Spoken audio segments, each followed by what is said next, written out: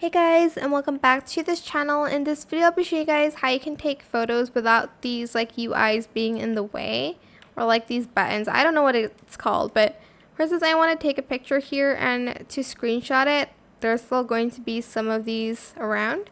Select the Roblox button, select captures and select on, and to take a picture you're just going to select this screenshot or press Alt and 1, or is this I? On your keyboard. I think it's Alt and 1. I just like to screenshot it from here. And then you'll see your pictures in the capture section here. And you can save this to your files, and you can open in files. It's probably saved in pictures under the Roblox folder.